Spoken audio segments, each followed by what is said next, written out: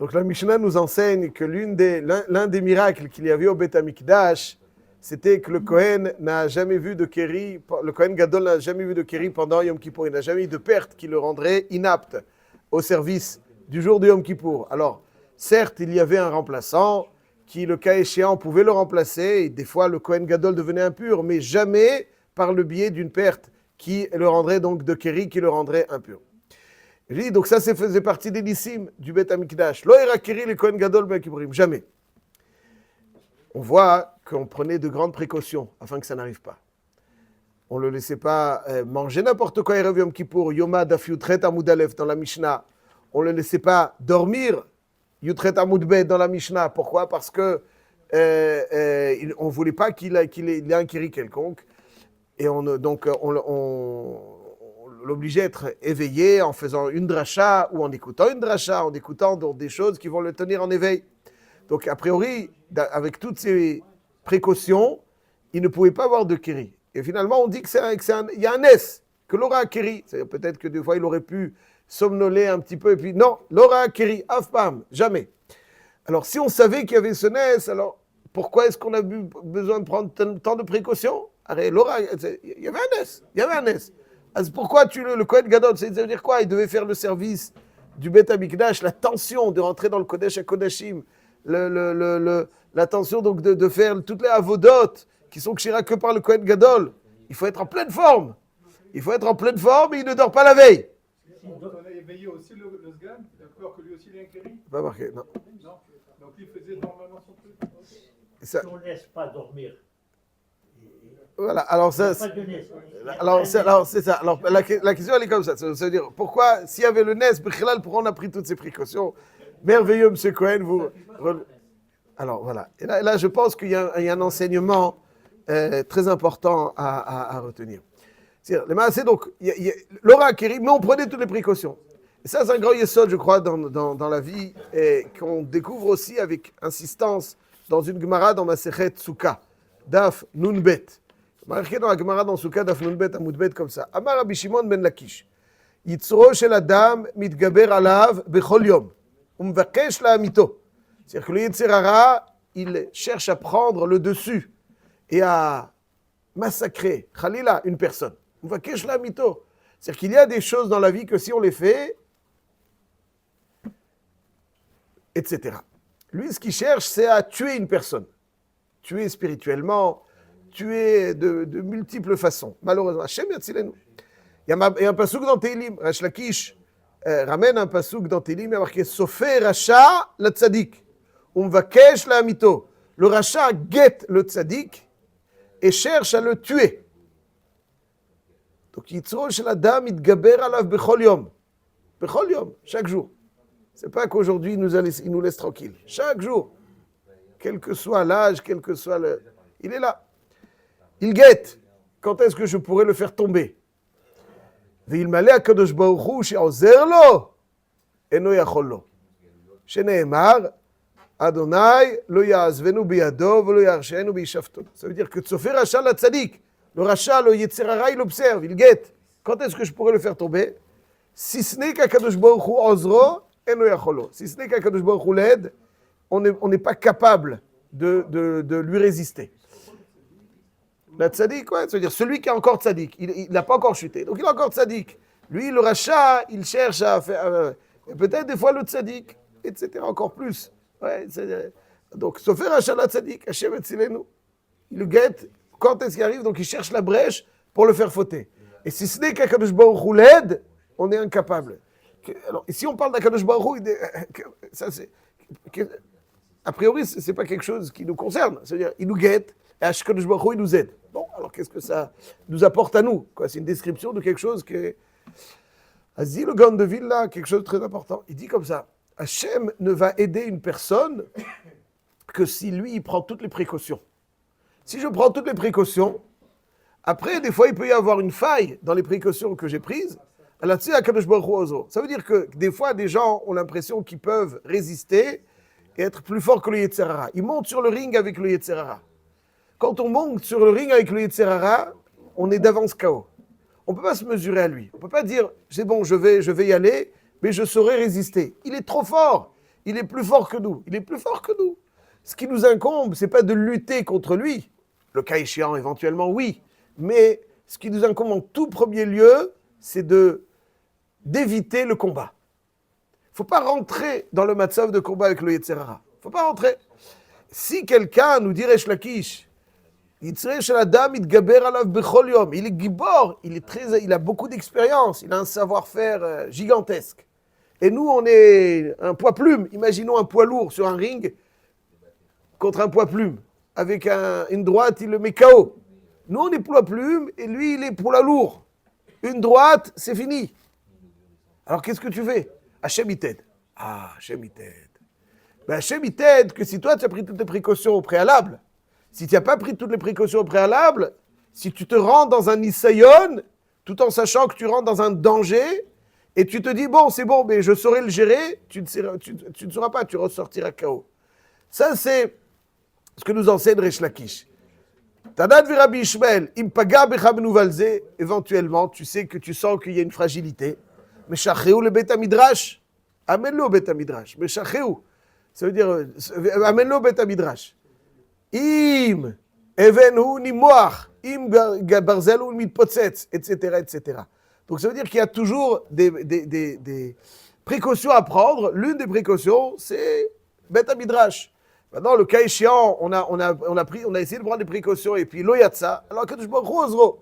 Mais jamais quelqu'un ne peut dire, Où est-ce qu'on le voit ça? On le voit ça à plusieurs reprises dans l'histoire. La première fois déjà qu'on voit ça, la première faute de l'histoire de l'humanité, c'est Caïn qui va tuer Hevel. Et il y a une phrase stupéfiante que Caïn va dire à Hachem, après qu'Akadosh lui dit « Ayevel achicha » oui, Hevel ton frère. Il lui dit « Lo yadati, hashomer achi anochi » je ne sais pas, est-ce que je suis le gardien de mon frère?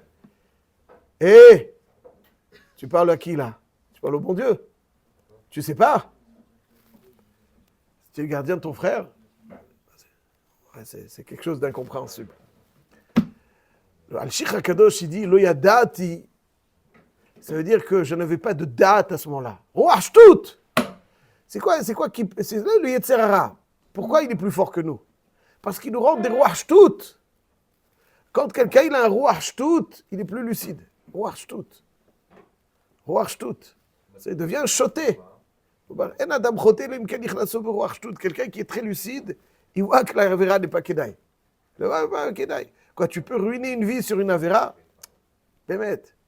Qu'est-ce qu'il se dit? Non, c'est bon. Il a toutes des choses qui se mettent en place dans sa tête.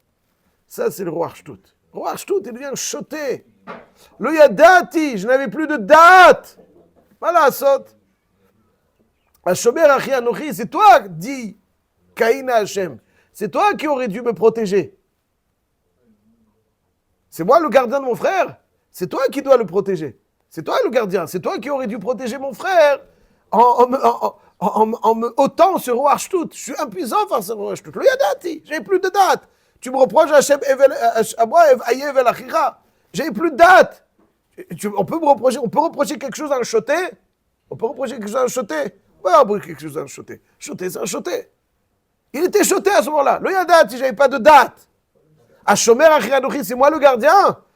Quand il y a roi Ashtout, on est puissant. Donc comment? C'est toi le gardien. C'est toi qui aurais dû protéger mon frère de mon roi Ashtout. Le problème, c'est que on se met, imaginons que quelqu'un il boit du vin et après il cause des dommages.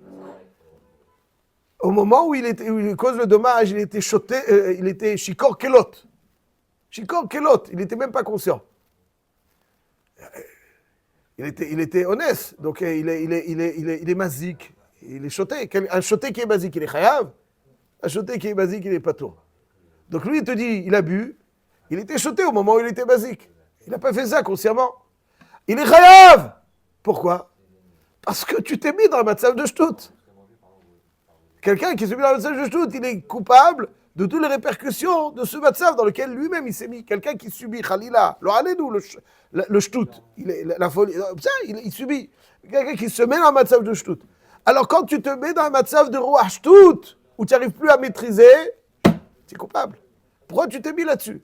Si tu as tout fait pour éviter, et après, le Yetzirah, il est venu comme ça,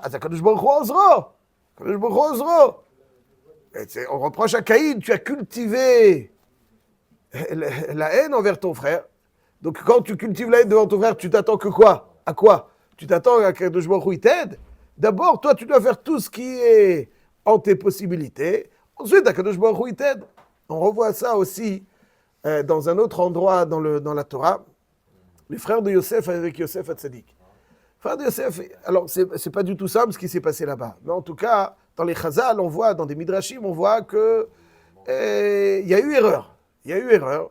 Et comment est-ce qu'ils ont pu faire l'erreur, cette erreur-là? Comment ils ont pu faire cette erreur-là? Comment tu peux faire cette erreur-là?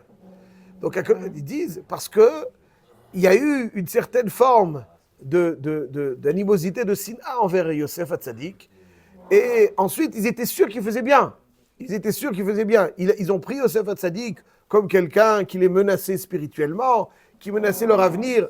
Et donc c'est ça le roi Shtut, d'une certaine façon, à leur immensité, d'immense niveau. C'est pas du tout notre niveau, mais il y a eu quelque chose. Quand quelqu'un il cultive une sina envers une personne, et qu'après il lui cause du tort en habillant d'une belle cravate, il est coupable. Pourtant, il n'était pas conscient. Il s'est fait avoir par son Yetzirah. Oui, mais quand on cultive la haine envers quelqu'un, il ne faut pas s'attendre à ce qu'un jour on soit conscient du tort qu'on lui cause.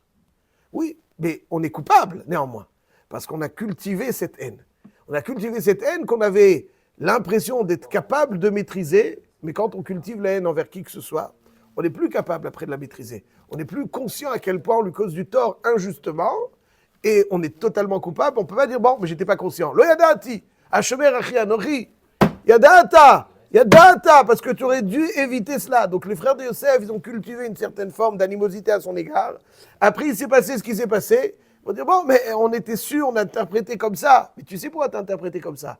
Parce que, il y a marqué dans la Gemara, dans Masechet Souka, l'un des noms du Yetzirah.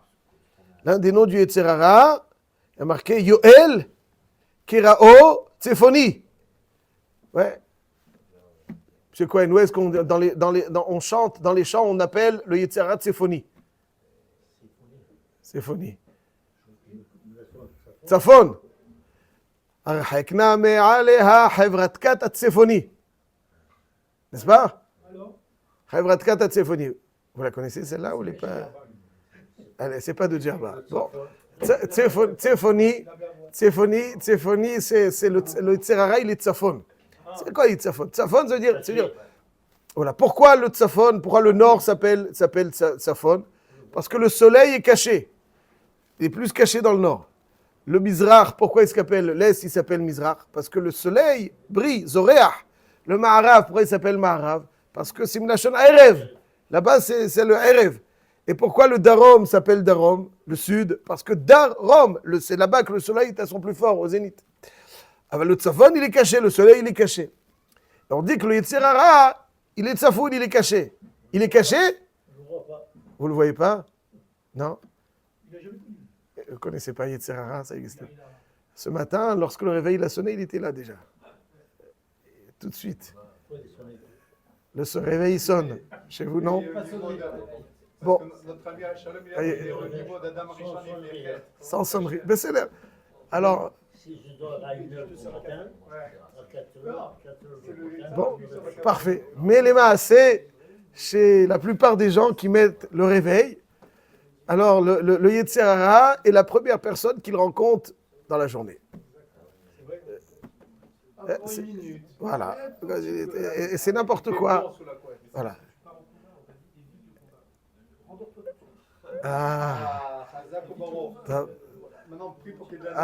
Le Yetzirah, on l'appelle Tsafoun. Le Yetzirah, il est Tsafoun, il est caché. Pourquoi il est caché? Il est caché. Il est présent, on le voit, il est là, sans arrêt. Le pshat est qu'il y a une forme de Yetzirah qui est cachée. On fait certaines choses et on n'a même pas l'impression à quel point elles sont fausses. Il est caché, il est Tsafoun. Il y a des choses qui sont évidentes, des choses qui sont cachées. Donc finalement, chez les Shvatim aussi, ils se sont mis dans un matzav où ils ne respectaient pas suffisamment Yosef. Ensuite est arrivé ce qui est arrivé, mais il était Tsafoun. Ils ne se sont pas rendus compte. Tzafoun. Alors le Yetzer Hara est Tzafoun. Il te fait même, il te donne bien souvent l'impression que certaines avérotes sont des mitzvot. Et là, c'est le pire. Il te dit, ça, c'est une mitzvah. Il faut le faire. C'est une mitzvah. C'est une mitzvah. Pourquoi? Il y a plein de... Quand le Yetzer Hara nous donne l'impression qu'une avéra est une mitzvah, c'est foutu. C'est foutu. C'est foutu. Il est tzafoun. On s'en rend même pas compte. On n'est même pas capable de dire ça, c'est une avéra des fois. Même pas capable, des fois. Il est tzafoun. Et c'est pour ça qu'il bloque Kadosh Baruch Hu Ozro Enu Yachol. Aval, ce qui nous incombe, c'est de ne pas rentrer dans le combat. De ne pas rentrer dans... Voilà. Bon, c'est Yosef, le mauvais penchant. Yosef Hatzadik, le mauvais penchant.